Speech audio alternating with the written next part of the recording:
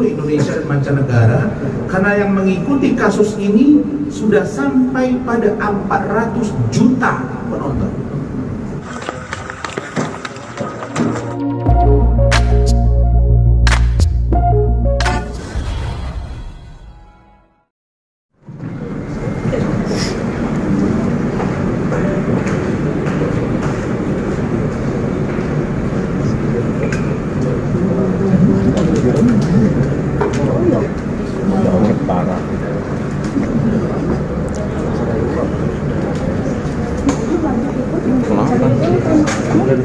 Masa mau ditambahin target ya kata Bang Nando.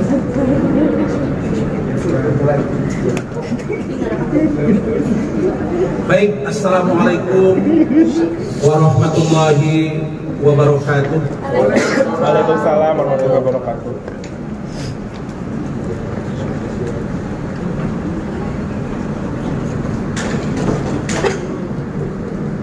Rekan-rekan semua, wartawan media cetak dan elektronik yang kami hormati, hadir bersama kami para tim hukum.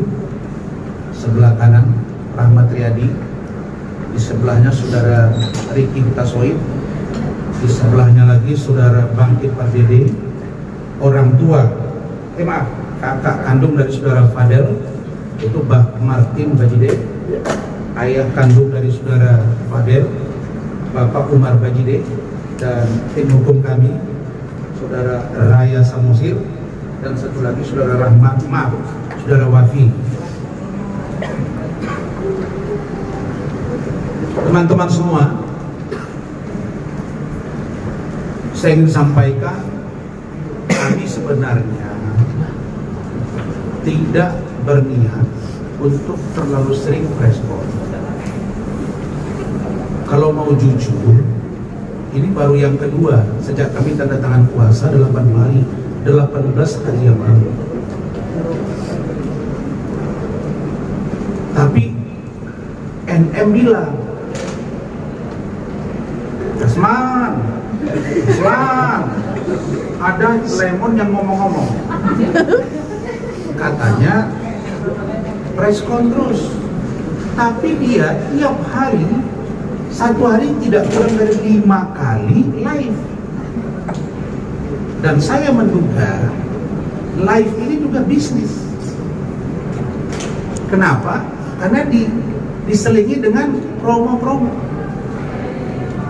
Jadi siapa sebenarnya yang ingin senantiasa komentar kasus ini, supaya kalian paham. Dan netizen juga harus cerdas. Jadi bukan kami. Lalu kemudian kalau ada tanggapan saya terhadap media, saya minta Zoom supaya dia bisa berkolaborasi, tidak satu dua yang saya hadapi. Di luar negeri pun saya tetap saya layani, termasuk saya akan berangkat juga, ini nanti saya akan layani. Ya, jadi tolong teman-teman sampaikan ke publik dan teman-teman netizen seluruh Indonesia dan mancanegara, karena yang mengikuti kasus ini sudah sampai pada 400 juta penonton. Sedangkan penduduk Indonesia cuma 287. Saya merasakan itu ketika saya di Malaysia, banyak yang histeris. Artinya super driver Singapura dengan driver Malaysia pun tahu dia kasus ini. Benar, saya nggak bohong. Captain Ferry pun tahu. Begitu hebatnya Fadel ini. Kemudian teman-teman semua, saya sampaikan bahwa sore hari ini sebagaimana agenda yang saya sampaikan itu ada 4. Pertama, sungguh mohon maaf saya ini kepada orang-orang yang mungkin menyayangi NM, menyayangi Loli atau LM. Seharusnya persoalan ini pure, murni Fadel versus NM. Ada rangkaian peristiwa hukum dengan LM alias Loli. Dan saya sudah katakan di sini, waktu itu adekku. Tapi begitu kami preskon malamnya sudah ngoceh-ngoceh, saya bukan kakak adikmu, kau bukan abangku, kau bukan kakakku, kau bukan siapa-siapa. Saya. Ada permintaan, saya menjawab pertanyaan media. Saya setujui. Ini bukan pembukaan, ini sudah masuk pada substantif ya. Apa yang saya sampaikan ini sudah boleh kalian putih dan ini adalah pokok. Jadi bukan pengantar. Bahwa ketika sepakat kita Zoom, tiba-tiba dia nyelonong ke dalam dengan dokter Oki. Adakah saya marah di situ? Kan tidak. Adakah saya maki-maki dia? Tidak. Dan kami sepakat di situ, jangan bawa persoalan pribadi. Lah, saya sedang di Singapura, dia laporin saya dan tim saya. Berarti dia cari masalah baru dengan kami tim hukum. Dia sudah menghina saya, keluarga saya, anak saya. Maka dengan berat hati masuk nih, kemarin sore pukul 13:51 saya didampingi oleh saudara Rahmat Riyadi dan keluarga saya. Setelah saya selesai mengikuti podcastnya Dr. Richard Lee, kan seru. Rasman yang berantem selama ini bisa duduk bareng. Artinya NM perseteruan ada ujungnya, dan itu tergantung kau. Kau mau lama perseteruan ini, ayo. Mau singkat pun, ayo. Gitu ya, tim hukum ya. Maka dengan berat hati saya kemarin Minggu 6 Oktober 2024 telah resmi melaporkan saudari Nikita Mirzani ke Polres Metro Jakarta Selatan. Ini LP-nya. Saya nggak main tutup-tutup kayak pengacaranya pakai begini 7,5, enggak nih. Kanan. Kiri bang, kiri tangan bang.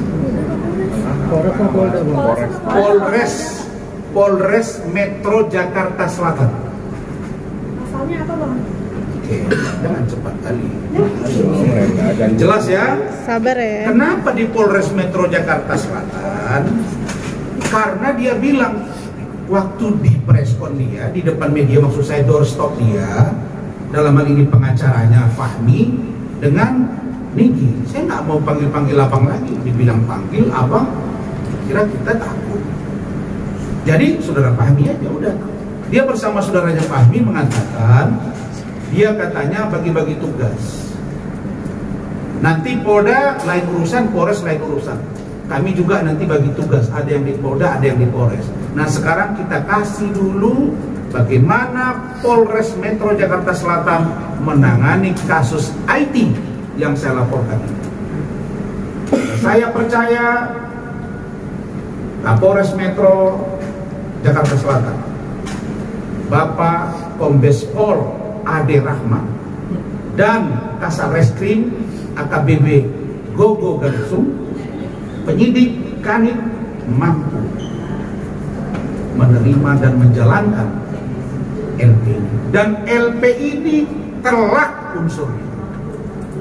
Tidak satupun orang yang berdiskusi ke saya yang mengatakan tidak masuk, termasuk saudara Firdaus Oiwogo.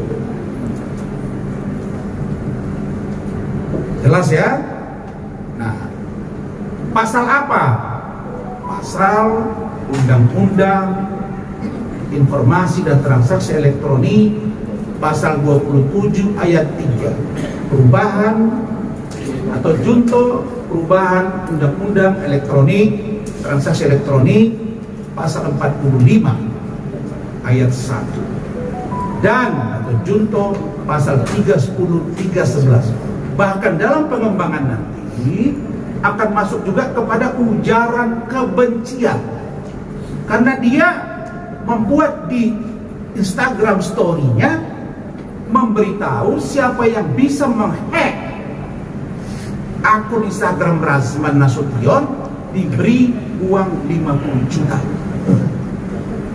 Belum lagi pasal 28-nya, bahwa dia membuat saya mengalami kerugian. Saya bisa buktikan bahwa saya mengalami kerugian material, dan itu dapat ditahan. Jelas. Nah, kalau hukum tidak bergerak untuk ini, dan laporan ini ada yang coba mengamputasi, maka itu siapapun saya pasti akan hadapi. Karena saya sudah ratusan kali ngurusi kasus yang begini, tidak sampai seperti ini pun sudah jadi tersangka, apalagi ini. Jadi tolong besok kalau ada seorang pengacara diminta jadi ahli oleh penyidik, terus Anda mengatakan bahwa ini tidak kena, pikirkan nasibmu kawan-kawan. Jadi saya sudah katakan ini atensi seluruh rakyat Indonesia bahkan mancanegara, hukum harus tegak. Saya mau lihat sekuat apa Nikita Mirzani di negara ini. Saya mau lihat sehebat apa dia dalam membela diri, dan saya mau lihat yang katanya ada orang yang backup dia. Kalau itu terjadi, yang backup itu saya akan kejar dan saya akan ambil tindakan terhadap kau, karena negara equality before the law. Jadi bukan saya dibilang marah-marah, memang kau dan pengacaramu mungkin kalau diadu public speaking dengan saya, kau masih di bawah. Jangan bilang saya marah-marah. Ini bakat yang dikasih Allah. Ya, saya bilang mungkin ya, bukan tuduhan. Boleh mungkin, boleh tidak kan? Nah, ini pasalnya telak. Yang kedua, mulai dari minggu lalu Pak Umar Bajide, Pak Martin, ibunya Bu Titin, dan Fadel sudah sangat tidak terima dengan perilaku NM yang menghina Fadel, yang menghina keluarganya dengan mengatakan tukang semir, jelek, muka seperti aspal yang bolong-bolong, termasuk saya. Ya, saya nggak tahu secantik apa dia. Tapi kalau saya lihat istri saya dengan dia, waduh, jauh. Saya nggak tahu itu. Tapi dibilang ini orang miskin. Emang kalau miskin dikata-katain? Terus kau kaya rumahnya? Kalau orang kaya seperti Bapak Abu Rizal Bakri, yang komplek ini kita beli rukonya sama dia, menghina kantor saya. Kantor saya 2015 sudah saya bayar cash, pajak, nggak ada urusan dengan saya. Ini nih, lihat nih, objek pajak ini belum dilunasi kewajiban, bukan saya. Ini kewajiban pengelola komplek ini. Saya di sini menyelesaikan semua kewajiban hukum saya. Jadi kau pengacaranya CNN, tugasmu itu mengingatkan dia. Setahu saya kalau lawyer itu di samping memberi advies hukum juga memberi pemberitahuan yang tegas. Kau jangan buat ini rambu-rambu, ini rambu-rambu, ini melanggar, ini enggak. Belum lagi pengacaranya ngomong, katanya kalau urusan restoratif justice itu urusan harta benda. Ya Allah, iya Man, kita belajar di mana nih Man? Sekarang saya buka yang boleh restoratif justice dengan yang tidak boleh restoratif justice. Biar kita tatar dia gitu. Ngeri saya mendengar kalimat-kalimat dia. Tolong dulu tenang teman-teman semua, karena kami ini berdiskusi menenangkan Fadel. Mana kemarin yang saya kirim sama kalian itu?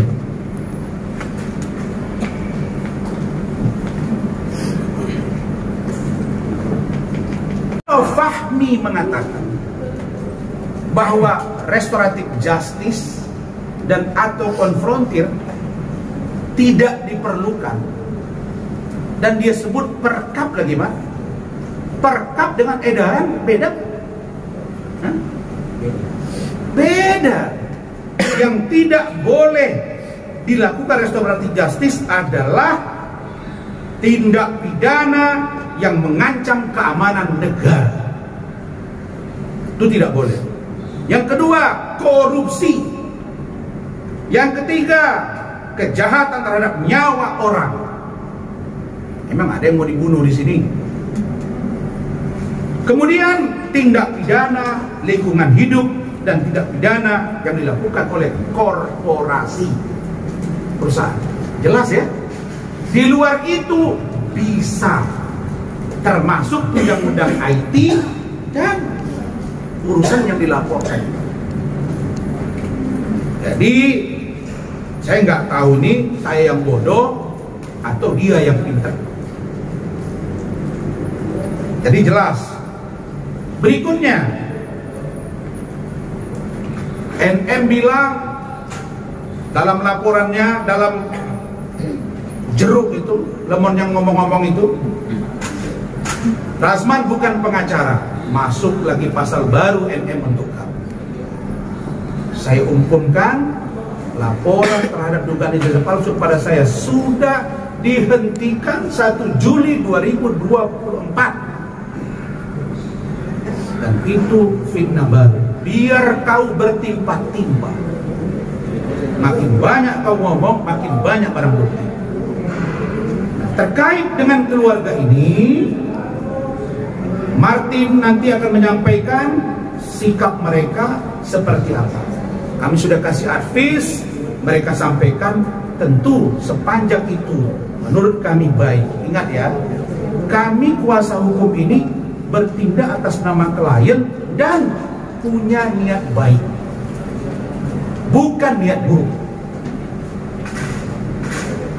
Bagaimana ceritanya, USG dan lain-lain, biar Martin yang cerita.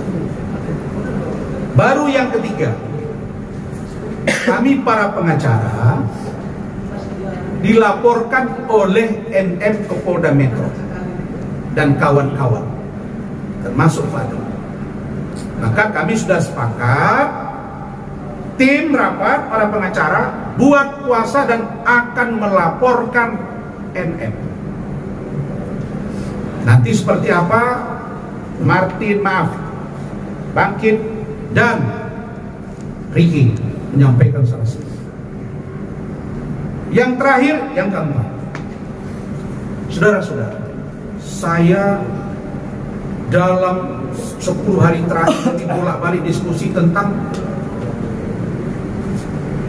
banyaknya masukan. Bang, sampaikan dong bang. Apa itu saya lihat? Ada seorang ibu diduga menelantarkan anaknya di luar negeri, kemudian hampir selama 2 tahun pulang ke Indonesia, dibawa ke rumahnya, tidak diterima, muncul tudingan hamil, aborsi, dan lain-lain. Kok nyerang orang lain? Kira-kira ada nggak pasal kalau ada seorang ibu membiarkan dan anak itu melawan? Coba Anda lihat. Kita berpikir logik, makanya kita akan cek nanti ahli psikolog, kemudian kita cek nanti hadirkan ahli psikolog, kemudian ahli kriminolog. Kriminal ini 2, kriminal physically dan kriminal psikis.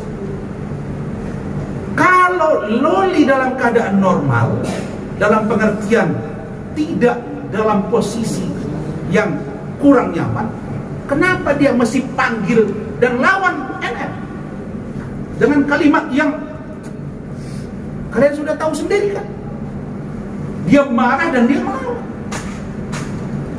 Nah, pertanyaannya, kalau ada anak seperti ini, ada sebab, ada akibat.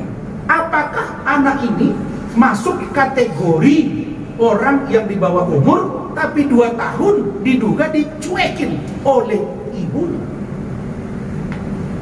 Dan sampai hari ini, NM belum bisa bertemu, bicara baik-baik dengan dia. Itu poin A. Poin B-nya, LM atau Loli sudah bercerita dengan keluarga ini dan didengar oleh Bangkit. Loli, saya sampaikan di sini, kalau saja terlambat waktu itu 2 jam ya Bangkit ya, 2 jam NM menjemput paksa Loli sudah dibawa ke rumah saya. Betul? Dan ingat, Loli itu sudah bercerita banyak kepada pengacara ini dan keluarga. Nanti kita dengarkan. Episodenya makin panjang. Apakah dibiarkan kalau ada orang yang diduga membuat anaknya menjadi sesuatu yang tidak baik dan anak itu berontak, lalu kemudian kita katakan bahwa ibunya, ini dibawa tanggung jawab ibunya. Loh, 2 tahun ibunya kemana saja? Hukum tidak boleh dengan menjustifikasi universalitas bahwa ini kewenangan ibunya, terus anak bisa hidup di bawah tekanan. Kalau begitu, besok Anda tugas anak Anda, jangan ada laporan. Karena LM belum dapat laporan. Sebenarnya dia sudah akan membuat laporan polisi. Tetapi biar mereka bercerita. Jadi itu poin dari saya. Jadi poin 1 clear ya, tentang NM yang sudah saya laporkan, pasalnya sudah. Silakan Martin sampaikan apa sikap keluarga terhadap NM